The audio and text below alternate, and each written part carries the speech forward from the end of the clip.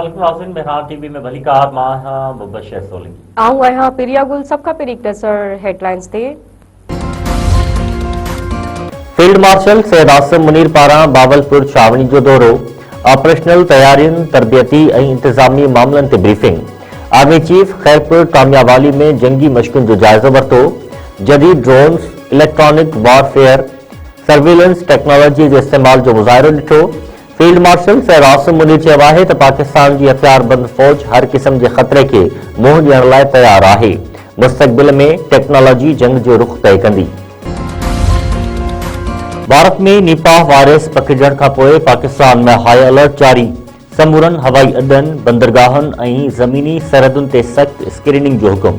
मुसाफ़िरनि जी 100 सैकड़ो thermal screening ऐं तिबी मुआइनो लाज़मी करार।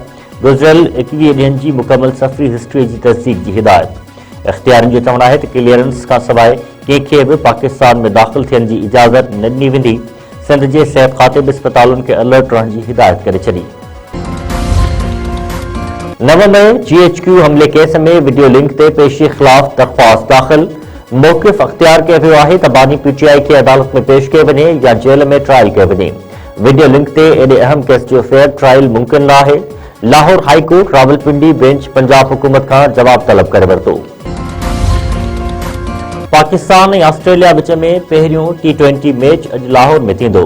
कज़ाफ़ी स्टेडियम में मैच शाम जो 4 वॻे शुरू थींदो।